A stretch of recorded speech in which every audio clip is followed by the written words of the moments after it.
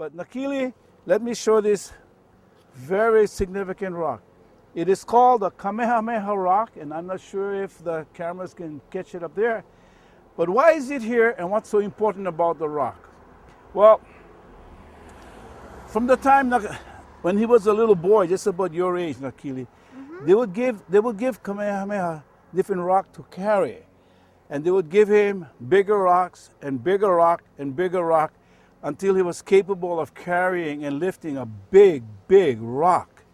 And one day, when he was maybe 12, 13, 14 years old, he was swimming at Kamehameha Bay. What's that?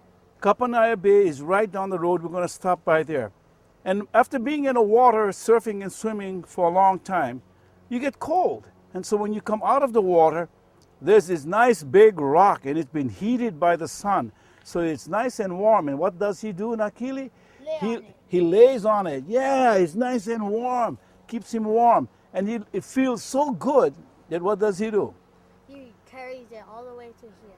He picks it up and carries it home with him. Can you imagine a teenager strong enough to lift a rock like this? And he carries it up to the village, and then he sits it down, and he sits on it, and everybody is saying, "My God, look what he did. Can you see? Look at that boy. He's carrying that huge stone." And he very nonchalantly sits down, and then he talks story with them, and then he gets up and leaves. From that day on, they say this is an example of the superhuman strength that he had. He had strength like was unbelievable. He could lift rock like this. And all of this, Nakili, was in preparation for his moving the Naha stone Did he in move Hilo. the Naha stone before? He lifted this first before he lifted the Naha stone. Oh. And the reason why it was here is also very interesting. It's right next to the highway, just about 10 feet away from the road.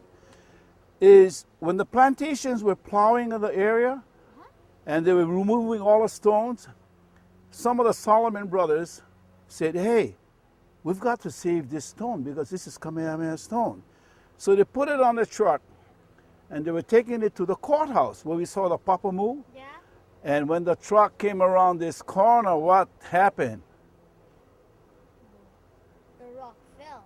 The rock fell off the truck. And to those Hawaiians who were trying to move it, it was a signal. This stone doesn't want to leave Halava, so it stays right here. And they left it exactly where it rolled off the truck. So we have a few more cars coming by. That's okay. You can still hear me, I hope. So what does this demonstrate about Kamehameha? It demonstrates that from the time he was a young boy, he was already been trained to do physical feats that were just unbelievable.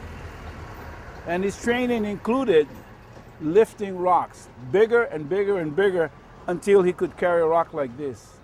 Wow. Now that is amazing. That is amazing.